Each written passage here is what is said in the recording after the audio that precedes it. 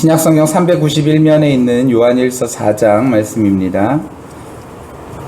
요한일서 4장 16절로 17절 말씀입니다. 제가 봉독하겠습니다. 신약성경 391면에 있습니다. 봉독합니다. 하나님이 우리를 사랑하시는 사랑을 우리가 알고 믿었노니 하나님은 사랑이시라. 사랑 안에 거하는 자는 하나님 안에 거하고 하나님도 그의 안에 거하시느니라. 이로써 사랑이 우리에게 온전히 이루어진 것은 우리로 심판날에 담대함을 가지게 하려 함이니 주께서 그러하신 같이 우리도 이 세상에서 그러하니라. 아멘. 기도합니다. 성령 하나님, 이 시간 가운데 영의 양식으로 우리를 채워주시길 원하시는 주님, 그 뜻이 이루어질 줄 믿습니다. 우리 마음 가운데 하나님 마음의 눈을 뜨게 하셔서 하나님의 말씀을 듣게 하시고, 그리고 들은 대로 우리 마음속에 심겨지는 귀한 시간 되어져 열매 맺는 우리의 삶이 되게 하여 주시옵소서. 역사하실 주님을 기대하며 감사하며 예수님 이름으로 기도합니다. 아멘. 우리 자리에 앉도록 하겠습니다. 그렇습니다. 사랑에는 힘이 있습니다. 그 어떤 힘보다도 강력한 힘이 있죠. 그래서 가난도, 수치도, 창피함도, 수모도 그 사랑이라는 용광로 안에 들어가면 모두 다 녹아버리는 것 같습니다. 그래서 혹자는 이렇게 말합니다. 참다운 사랑의 힘은 태산보다 강하다. 태산보다 강한 것이 바로 사랑의 힘이다라고 말합니다. 그래서 그 힘은 어떠한 힘을 가지고 있는 심지어 황금이 있다 할지라도 그것 또한 무너뜨리지 못한다라고 이야기하죠. 죽음보다 강한 것이 바로 사랑의 힘인 것 같습니다. 그래서 사랑하면 우리는 고민합니다. 사랑하면 우리는 생각합니다. 내가 무엇을 할 수 있을까를 생각하죠. 내가 사랑하는 사람을 위해서 내가 무엇을 할 수 있을까를 생각합니다. 판단해서 그래서 자기에게 유리한 일을 하는 것이 아니라 그 사람에게 해야 될 일, 그리고 그 사람에게 하고자 할 일, 그 일을 하게 되는 것이죠. 하나님도 세상을 사랑하셔서요, 예수님도 하나님도 우리를 사랑하셔서 그 아들을 이 땅에 보내주셨습니다. 그래서 우리 잘 아는 말씀인데 요한복음 3장 16절 말씀이죠. 우리 함께 같이 한번 읽어볼까요? 천천히 뜻을 생각하면서 읽습니다. 시작. 하나님이 세상을 이처럼 사랑하사 독생자를 주셨으니 이는 그를 믿는 자마다 멸망하지 않고 영생을 얻게 하려 하심이라. 아멘. 하나님이 세상을 이처럼 사랑하사 독생자를 주셨다. 하나님은 사랑하셔서 고민하셨죠. 어떻게 하면 우리를 구원하실 수 있을까? 그리고 그 일을 이룰 수 있을까? 그래서 생각하신 그것이 바로 독생자를 우리에게 내어주시기까지 우리를 사랑해 주신 것입니다. 그래서 그를 믿는 자마다 멸망치 않고 영생을 얻게 하는 길을 주시기 위하여 생각하셔서 고민하셔서 그 일들을 행하신 것이죠. 사랑하기 때문에 구원을 약속하셨고, 사랑하기 때문에 아들을 주실 수 있었고, 사랑하기 때문에 우리를 위하여 아들을 십자가에 내어주시기까지 하셨습니다. 그래서 이 사랑을 깨달았던 바울은 뭐라고 말하냐면 이렇게 말하죠. 우리 함께 읽을까요? 함께 읽습니다. 시작. 내가 그리스도와 함께 십자가에 못 박혔나니 그런즉 이제는 내가 사는 것이 아니요 오직 내 안에 그리스도께서 사시는 것이라. 이제 내가 육체 가운데 사는 것은 나를 사랑하사 나를 위하여 자기 자신을 버리신 하나님의 아들을 믿는 믿음 안에 사는 것이라. 아멘. 오직 내 안에 누가 사냐면 이제는 그리스도가 산다라고 말합니다. 이제는 내가 나를 주장하는 삶이 아니라 예수 그리스도가 나를 주장하는 삶, 그 사랑을 깨달은 사람이 이렇게 말할 수 있는 것이죠. 예수님은요, 자신을 비워서 스스로 하나님 되시기를 포기하시고 자기를 비우셔서 인간이 되시기로 결정하셨습니다. 자기를 비우시고 하나님 되기를 포기하시고 인간이 되신 것이죠. 예수님이 우리의 부활의 소망이 되시고 그리고 생명이 되실 수 있었던 이유는 바로 자기 자신을 다 비우셨기 때문입니다. 완전히 비우셨죠. 그래서 영어로 He made himself nothing입니다. 그는 스스로를 아무것도 아닌 존재로 만들어버린 것입니다. 나 스스로를 아무것도 아닌 존재로 만드셨던 것이죠. 하나님이 자신을 완전히 아무것도 아닌 존재로 비우시고 이 세상에 오신 것입니다. 그런데 우리는 세상이 우리를 알아주기를 원합니다. 드러나기를 원하죠. 인정받기를 원합니다. 예수님은 비우셨고 우리는 채우기를 원하는 것 같습니다. 예수님의 삶은 비워져 결국 자신의 몸까지 내어주셔서 그렇게 마치셨습니다. 우리도 비워야 예수님 닮은 예수님의 제자다, 예수님의 자녀다 말할 수 있지 않겠습니까? 만왕의 왕이신 주, 창조주이시며 처음에도 계셨고 마지막까지 끝까지 계신, 그리고 장차 오실 예수 그리스도, 온갖 위대한 수식어로 다 이야기해도 부족할 그 예수님이 구유에서 나셨습니다. 바로 돌구유죠. 딱딱한 큰 돌덩이에 구멍 하나 움푹 패어놓은 거기, 그 차디찬 돌구유에서 태어나셨습니다. 그러나 우리는 구유에 누우려 하지 않습니다. 우리는 보좌에 앉으려고 하죠. 누가 나를 그런 돌구유에 누이려고 하면 속이 상하고 분하고 화가 나는 마음이 내 마음 속에서 치밀어 오릅니다. 보좌에만 앉혀달라라고 말하죠. 예수님은 딱딱한 돌구유에, 우리는 보좌에 앉기를 원하는 것 같습니다. 예수님의 나심을 듣고 찾아온 동방 박사들은 어떻습니까? 그들은 죽음의 위협, 그런 위협에 도사리고 있는 그 광야를 지나서 예수님을 찾아와서 경배한 자들입니다. 수개월의 시간 목숨을 걸고 찾아와서 딱 한 번 잠시 잠깐 예수님을 만나고 돌아간 그들입니다.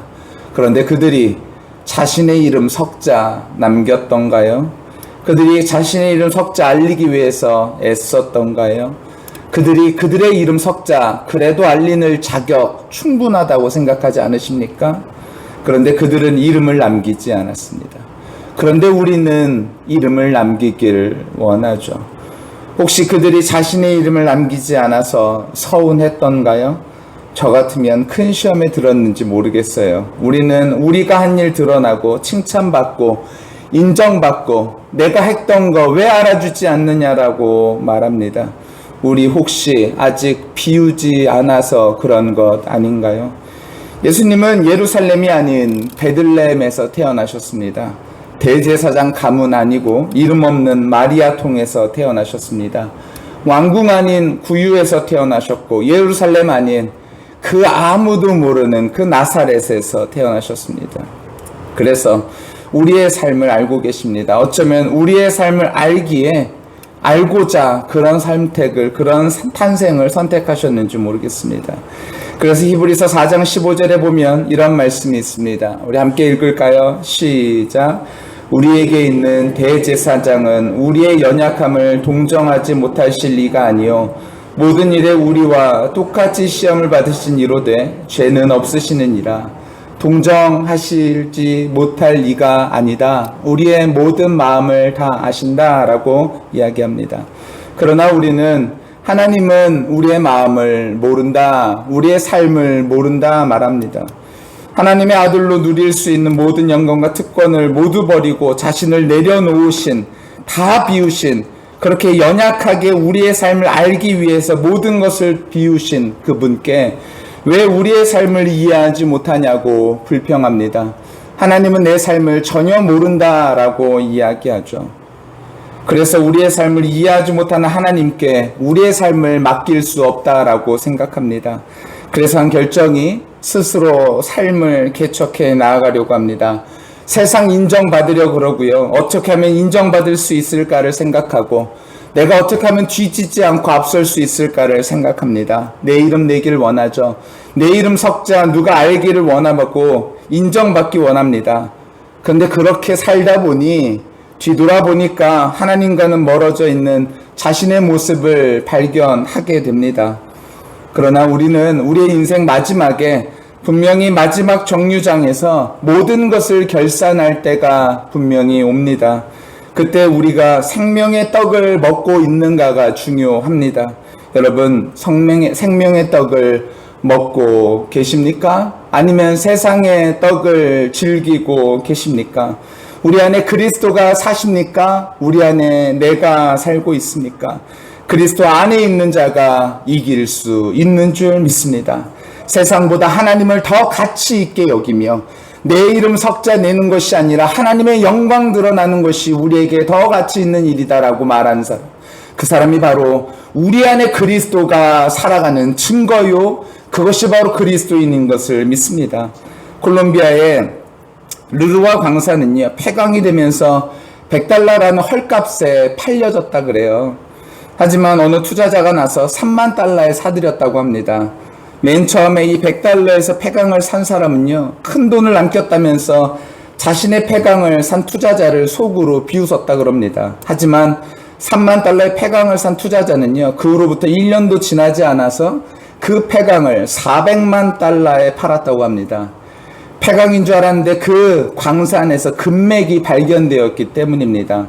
큰 돈을 남겼다고 좋아했던 광산의 주인은 광산의 진정한 가치를 알아보지 못했기에 $30,000라는 헐값에 팔아버린 것이죠. 진정한 가치를 아는 것이 중요합니다. 미국의 전수영 선수 펠프스를 기억하십니까? 올림픽에서 4관왕을 4번 달성한 선수이자 올림픽 역사상 한 대회에서 8개의 금메달을 석권한 그런 사람이 바로 이 펠프스라는 사람입니다. 근데 이 펠프스가요, 중학교 때 무슨 얘기를 듣냐면 너는 무엇을 하든지 절대로 성공할 수 없어 라고 하는 그런 말을 들었다 그래요.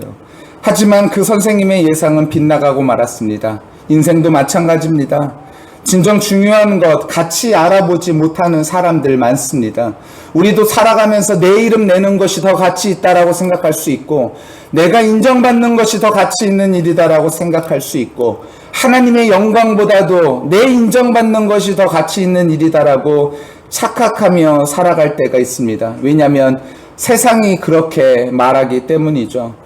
여러분, 그렇지만요, 예수님의 삶을 실패라고 말하는 사람이 어디 있던가요? 예수님의 삶을 실패라고 말하는 사람은 없습니다. 예수님의 삶은 승리다라고 말합니다. 하나님도 예수님의 삶을 인정하셨습니다. 비결이 무엇입니까? 비웠기 때문입니다. 자신을 비웠기 때문입니다. 스스로 권한을 내려놓았기 때문이죠. 스스로 하나님됨을 내려놓으셨죠. 끝이 아니라 스스로 종이 되셨습니다. 인간이 되시고 종이 되시고 거기서 끝이 아니라 십자가에서 죽기까지 복종하셨습니다. 그때 하나님은요, 예수님을 지극히 높여 모든 이름 위에 뛰어난 이름을 허락하시고 모든 무릎을 그 앞에 꿇게 하시고 예수 그리스도를 주라 시인하도록 만들어 주셨다라는 것이죠. 끝없는 순종, 끝없는 자기 비움, 예수님은 비우시고 낮추시니 하나님이 채우시고 높이셨습니다. 그래서 그분의 삶을 승리다라고 말할 수 있다라는 것입니다. 우리가 왜 채우려고 합니까? 성공하려고 채우죠. 하지만 그것은 성공이 아닙니다. 진짜 성공은 그리스도 예수 안에 있는 것이 진짜 성공인 줄 믿습니다. 우리는 우리의 인생의 한순간 한순간을 기억하며 실패와 성공을 가늠하죠. 순간을 채운다고 순간에 나의 이름이 나타나므로 세상은 성공했다 말할지 모르지만 성공은요, 거기 있는 것이 아니라 우리 자신을 비워낼 때, 거기 안에 예수 그리스도로 채울 때, 그때 승리다라고 말하는 줄 믿습니다. 하나님은 오늘날 그런 사람을 찾으십니다. 오늘날 교회 안에서도 그런 사람을 찾으십니다. 여러분, 야곱은 날 때부터 이름이 무엇이냐면 야곱이죠. 야곱이 뜻이 무엇입니까? 움켜쥐다입니다. 움켜쥐다, 야코브입니다. 이름 그대로 그는 평생 악착같이 살아가죠. 그런데 그가 그의 형을 피해서 이제 약복강 강가에서 서게 됩니다. 약복이 무엇이냐면 비워내다입니다. 쏟아내다입니다. 야곱의 이름과 반대가 되는 것이죠. 비움의 강 앞에서 모든 것을 움켜쥐고 살아온 야곱이 서 있는 것입니다. 야코브가 야보코 앞에 서 있는 것이죠. 하나님은 야곱이 비움의 강을 건너기를 원하셨습니다. 모든 것을 움켜쥐려고 했던 야코브가 야보코에서 모든 것을 비워내고 이제는 이스라엘이라는 이름, 하나님이 다스린다라는 그 이름을 갖기를 원하셨던 것이죠.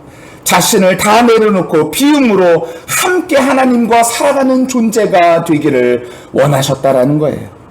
이스라엘의 또 다른 의미가 또 무엇입니까? 하나님이 존귀 여긴다. 여러분, 그런 사람이 바로 하나님이 존귀 여기는 사람입니다.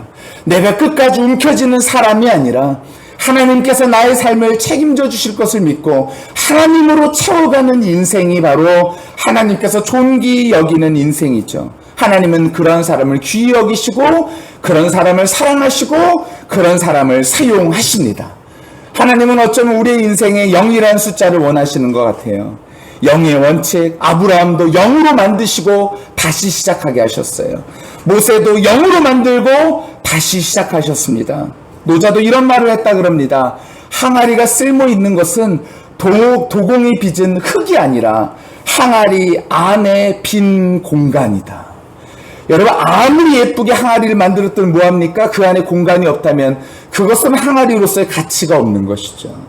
피리도, 기타도, 피아노도 속이 비니까 소리가 나는 것이지 속이 비지 않으면 소리가 나지 않습니다. 예수님도 동일하게 영이 되실 때 모든 이름 위에 뛰어난 이름이 되셨습니다. 그렇게 구원을 완성하시고 하나님의 높임을 받게 되어졌죠. 하나님의 약속을 믿고 모든 약속이 그리스도 예수 안에서 성취됨을 믿는 자들, 그런 사람을 가리켜 그리스도인이라 말하죠. 낮아지면 주께서 높이시는 그런 흥미진진한 인생을, 기막힌 인생을 살아가는 사람들이 바로 우리입니다. 바로 우리가 그러한 인생을 살아가게 되시기를 예수님의 이름으로 간절히 축원합니다. 오늘은 대림절 세 번째 주일입니다. 그래서 세 번째 초를 켰습니다. 그것은 바로 사랑의 초입니다. 저는 오늘 이 초를 켜는 것이 우리에게 많은 것을 시작할 수 있게 하는 순간이라고 생각합니다. 사랑을 위해 모든 것을 비우셨던 예수님을 묵상하는 것만으로도 우리의 인생에, 우리의 믿음에 큰 진보를 이룰 것이다 라고 생각합니다. 이제 세상에서 우리의 믿음을 증명해 보일 차례입니다. 2000년 전에 이 세상에 오신 예수님을 기뻐하고 다시 오실 재림 예수를 기다리는 모습, 그것은 우리 스스로를 채워가는 모습이 아니라 우리에게 이미 채워주신 것을 가지고 다른 사람을 사랑하고 하나님을 사랑하고 이웃을 사랑하며 나누는 그런 모습이 우리 가운데 있는 것, 그것이 바로 사랑의 모습인 줄 믿습니다. 저와 우리 모두가 이 성탄절에 우리를 채우려고 하는 것이 아니라 우리를 비울 수 있는 귀한 은혜가 우리 모두 가운데 있게 되시기를 예수님의 이름으로 간절히 축원합니다. 내 주변에 어떤 사람에게 채움이 필요한가 돌아보시길 바랍니다. 나보다 누가 더 많이 가졌는지를 생각하지 마시고 누가 나보다 나의 도움을 필요로 하는가, 하나님의 도움을 필요로 하는가를 생각하시고 그들과 더불어서 하나님의 사랑을 나누시는 우리 모든 사람이 다 되어 그 하나님의 사랑이 우리를 통하여서 흘러가게 되시기를 예수 그리스도의 이름으로 축원합니다. 아멘. 우리 앞뒤 좌우로 그렇게 한번 인사하도록 하겠습니다. 비워서 승리합시다. 비워서 승리합시다.